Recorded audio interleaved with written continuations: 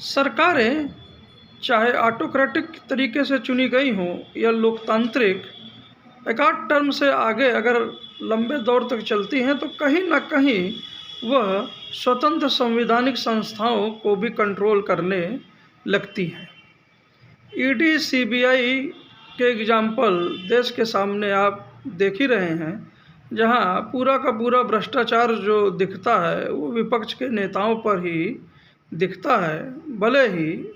खुद के शासित राज्यों में एक पर्टिकुलर पार्टी से संबंधित वहाँ पर चाहे ड्रग्स भारी मात्रा में मिले या उनका शोधन गाँवों में हो रहा हो, जैसा कि एनडीटीवी की prime time report Ravish Kumar ji की है, या शराबबंदी के बावजूद भी अवैध शराब का धंधा खूब चल रहा हो, सौरव शुक्ल जी की रिपोर्ट, या अभी जो मोरबी पुल हादसा हुआ जिसमें बड़े लोगों को खिलाफ कोई कार्रवाई नहीं और दिहाड़ी मजदूरी पे काम करने वाले 100 रुपया पर डे पे काम करने वाले लोगों पे ही मुकदमा हुआ और जेल के अंदर हैं। उस पुल की जिम्मेदारी उन छोटे लोगों पे ही डाल दी गई। 151 का ही मुकदमा ले लीजिए, अब जमानत देने में भी दिक्कत छोटे लोगों को होने लगी है। और बड़े बड़े जो फैसले हो जाते हैं देश में, बड़ी बड़ी संवैधानिक पदों पे नियुक्ति को लेकर, वो 24 घंटे में ही, जैसा कि अभी चुनाव आयोग के संबंध में हम देख रहे हैं, वो प्रक्रिया को तार तार करते हुए कहीं ना कहीं जल्द से जल्द हो जाते हैं। तो ये लंबे समय तक सत्ता में बने रहने के दोष हैं और कुछ नहीं। बहुत ज़्यादा सख्त कानून भी बना देते हैं, बहुत ज़्यादा मान लीजिए कि एक कमेटी भी बन जाती है चुनाव आयोग के गठन के लिए, उनके सिलेक्शन के लिए, जिसमें भारत के मुख्य न्यायाधीश सीजेआई साहब हों, प्रधानमंत्री जी हों और विपक्ष के एक लीडर भी हों, तो भी क्या समस्या हल हो जाएगी? अगर हम जस्टिस पूर्व सीजे हाई कोर्ट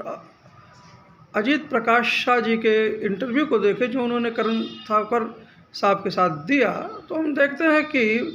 पूर्व सीजीआई जस्टिस ठाकुर साहब और एक्स सीजीआई जस्टिस रमन्ना साहब के बीच सुप्रीम कोर्ट कहीं ना कहीं एक तरह से कमिटेड ब्यूरोक्रेसी से जो गुण है उसने थोड़ा थोड़ा कमिटेड जुडिशरी के गुण कहीं ना कहीं अप्रोच उस तरफ बढ़ गई। कहीं ना कहीं जो अब तो मंत्री भी खुल के बोलने लगे हैं शायद कि इस तरह की जुडिशरी होनी चाहिए। इसी का कारण ही था शायद कि जैसे सीए हो, एनआरसी हो या नोटबंदी हो, या आप ईडी का देख लीजिए, या मनी लॉन्ड्रिंग जैसे महत्वपूर्ण मुद्दों पर जो सुनवाई है वो जो सरकार को दिक्कत में डाल सकती थी, वो साल दर साल टलती रही। और इसी दौरान हमने देखा कि जो भारत के मुख्य न्यायाधीश हैं, पूर्व मुख्य न्यायाधीश, उनका भी अपॉइंटमेंट राज्यसभा के लिए हो जाता है। तो कहीं ना कहीं अगर अभी इस तरह की व्यवस्था अगर होती है, तब भी जो भी कमेटी बनेगी वहाँ भी फैसला 2-1 का रह जाएगा, तो क्या गारंटी रह जाएगी जो चुनाव आयोग है वो निष्पक्ष रहेगा। समस्या ये है कि असल समस्या यही है कि सत्ता जो होती है वो ऑटोमेटिक लंबे समय पर रहने में अच्छे से अच्छे लोगों में जंग लगा देती है। अरविंद केजरीवाल को ही देख लीजिए, लोकपाल के विरुद्ध उन्होंने कितना बड़ा आंदोलन छेड़ा था। अब लोकपाल बिल भी बन गया, लोकपाल की भी नियुक्ति हो गई, लेकिन अब लोकपाल की चर्चा या उसका रोल या उन्होंने क्या एक्शन लिया कोई नहीं पूछता, न मीडिया में कोई जल्दी खबर आती है। तो दूसरी ओर नॉमिनेटेड जो अपॉइंटमेंट्स हैं, जैसे कि दिल्ली में हम देख रहे हैं एलजी साहब और दिल्ली के चुने हुए मुख्यमंत्री जी में अब विवाद भी होने लगे हैं बहुत ज़्यादा। ये भी लंबा ऐतिहासिक तक तो अब ये सामने आ रहा है। उधर केरल में हम देख सकते हैं गवर्नर साहब और चुने हुए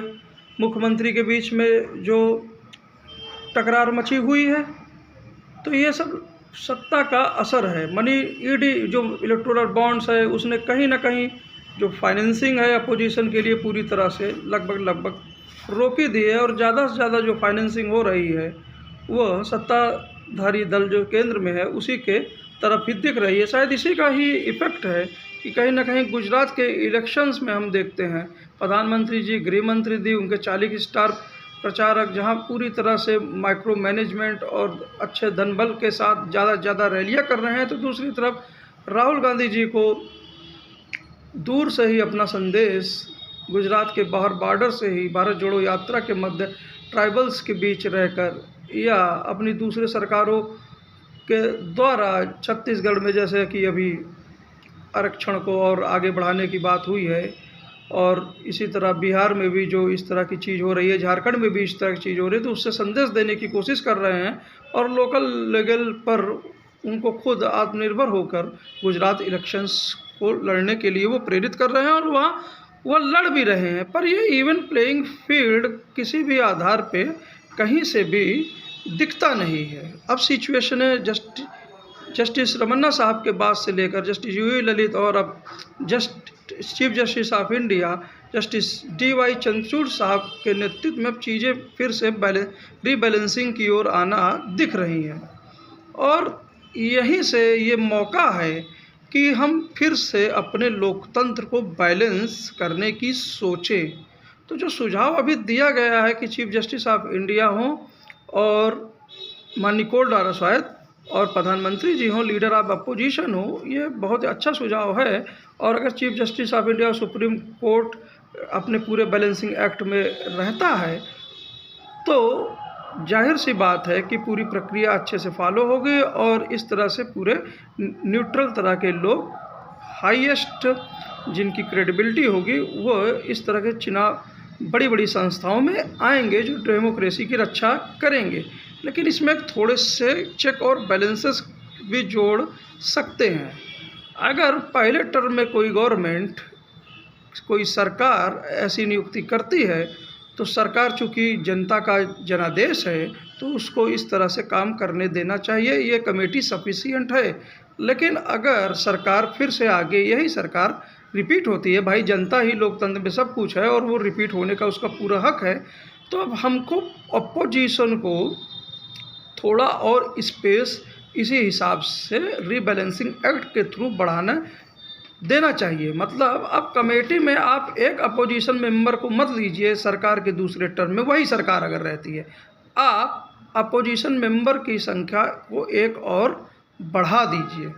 यही प्रक्रिया आप दूसरे जो बड़े पोस्ट हैं CBI और ED संबंधित उनके लोगों की जो नियुक्ति होती है उसमें इस तरह की कमेटियां बनाइए, और जब एक टर्म से आगे अगर वही गवर्नमेंट आगे रिपीट करती है तो वहाँ पे भी जो मेंबर्स हैं उनमें अपोजिशन मेंबर्स की संख्या और बढ़ा दीजिए, ताकि अपोजिशन को इन संस्थाओं में कॉन्फिडेंस बना रहे। इन्हीं स्वतंत्र निष्पक्ष संवैधानिक संस्थाओं के माध्यम से ही अपोजिशन, जैसा कि राहुल गांधी जी ने भी रामलीला मैदान में बोला था कि अपोजिशन अपनी बातें जनता के सामने अपना एजेंडा सेट करता है। अगर ये संस्थाएं ही नहीं बचेंगी और वो पूरी तरह सरकार के साथ अगर एक सुर में चलेंगी तो सत्ता परिवर्तन दिन प्रतिदिन दूर, इसकी जो होना चाहिए वो दूर रहेगा। और नाम के लिए में सत्ता परिवर्तन नहीं आता। ये ट्रेंड अगर आप देखिए कि अगर विदेश में भी आप देखेंगे, चीन का एग्जाम्पल ले लीजिए, रसिया का एग्जाम्पल ले लीजिए, या हिटलर का एग्जाम्पल, अगर लंबे समय तक सत्ता रहती है तो कोई कितना भी बहुत करिश्माई व्यक्तित्व हो, कुछ भी हो, तो वहाँ पर ऑटोक्रेटिक गुण आ जाते हैं और धीरे धीरे जो इसमें जो हारती है वो हारने वाले लोग होते हैं, वो सिर्फ और सिर्फ वो जनता होती है। उम्मीद है सरकार और चुनाव के इस विशेष अंक को आपको पसंद आया होगा। मिलते हैं सर नेक्स्ट एपिसोड में, तब तक मनीष जायसवाल को दीजिए इजाज़त। Thank you sir.